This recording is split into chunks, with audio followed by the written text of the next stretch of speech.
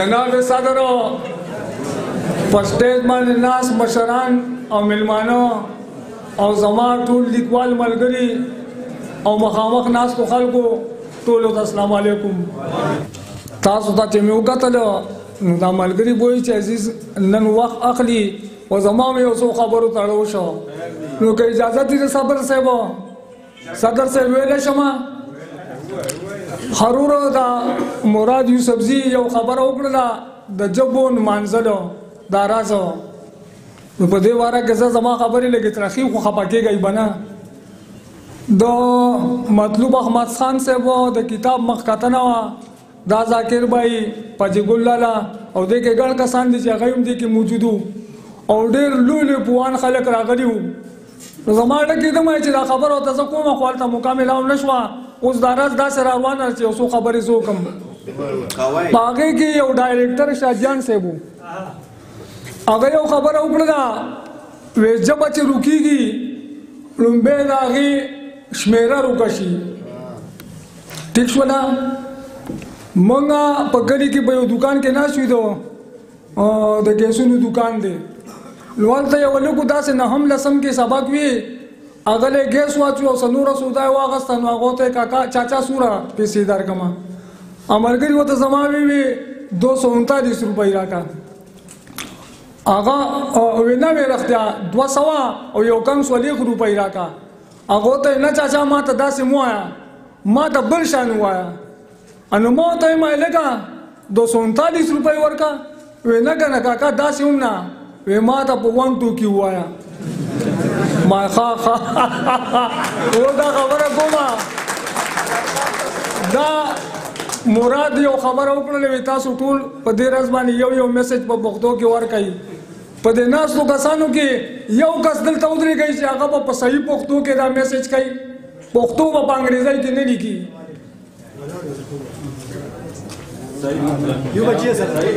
دا خبره وه د شمیرې خبره تاسو واورېده چې هلته کې هغه 239 او 200 یو کم 40 نه پېژندي بیا یې د اردو انسې هم نه پېژندي نو چې د یو ځمکې هغه شمیره خو څه کې چې قاعده روکه شي دی په پښتو کې میسج لیکي خو پښتو به په انګریزۍ کې لیکي. نو زمونږ پوهان سوی نورالامین صاحب زه څو ځله وایم چې ده ته وایم هلکه پښتون د هلته نه راغلی دی پښتون د هلته نه راغلی دی پښتون چې د چېرته نه راغلی دی ښه یې کړي دي راغلی دی اوس دا ځي کوم پله روان کوم پله پښتو کوم پله ځي ته به څنګه مانځې مراده پښتو ژبه به څنګه نمانځي. بس زه نورې خبرې نه کوم نن دا شعر کې به راته ووایم او چې دا ګپ د خندا شي دا لکه سنجیدګۍ بله ځینو خوند نه کوي.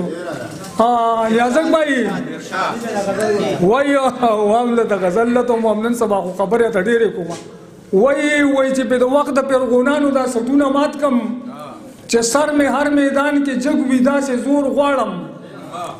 او زه د خالد بچی کمزوره خو ایمان مې ګوره بس د هغه په شان ملګري 3 څلور غواړم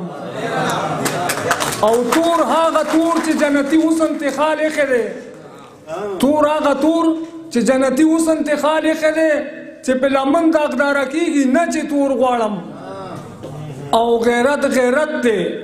چې پښتون به پې نازونه کوي غیرت دی چې پښتون به پې نازونه کوي پاتې پښتو چې راله سر کي داسې رور غواړم او چې عزیز نو مقابل د یار د خپو د نهستي نو ووایه ته به څه راکې او څه به زه نور غواړم. مننه وای چې عزیز نو مقابل د یار د خپو د نهستي چې عزیزو نو مقابل د یار د خپو د نهستي نو ووایه ته به څه راکې او څه به زه نور غواړم. دا ملګري ټول وای موږ ته په ترنم کې غزل ووایه یو غزل به ته هم یو ډېر زوړ غزل دی خو رایاد سره تا په ترنم کې وای چې راشه وګوره بازار د زمانې پکې کېږي هر بیوپار د زمانې نو صدرنې ښکلې شملې وې چې کږې شوې اوس خو پی کېپټې معمار د زمانې ټیټې سترګې ملامته بل ته ناست دی نن مې ولید مختار د زمانې نو چې عزت عظمت او غیرت پکې خرڅېږي نو رنګینا او مینه بازار د زمانې نو بازارو لګېدلی او سودا او خرڅېدا سرې شونډې خرڅېدلې او خندا او خرڅېدا سرې شونډې خرڅېدلې او خندا او خرڅېدا نو بازار پکې پرتې وې قسمه قسم سوداګانې بازار پکې پرتې وې قسمه قسم سوداګانې بازار پکې پرتې وې قسمه قسم سوداګانې نخرې پکې پرتې وې او ادا او خرڅېدا سرې شونډې خرڅېدلې او خندا او خرڅېدا سرې شونډې خرڅېدلې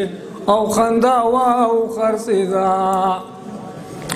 نو د ورځې په پرده کې دلالانو ګیر چاپېره د ورځې په پرده کې دلالانو ګیر چاپېره د ورځې په پرده کې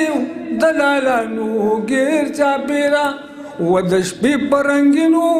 پټه حیا او خرڅېدا د شپې په رنګینو پټه حیا خرڅېدا سرې شونډې خرڅېدلې او خندا او خرڅېدا سینه کې مې زور نشته دی خو د شیخ صاحب دکان چې پکې هر یو شی په تولو د شیخ صاحب دکان چې پکې هر یو شی په تولو د شیخ صاحب دکان چې پکې هر یو شی په تولو ژوندونو آخرت او دنیا او خرڅېدا ژوندونو آخرت او دنیا او خرڅېدا سرې شونډې خرڅېدلې او خندا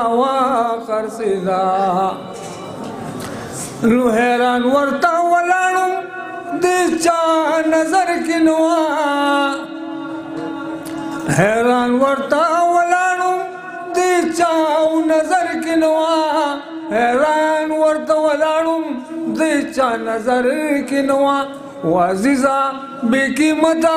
ستا وینا خرڅېدا عزیزا بې قیمته ستا وینا خرڅېدا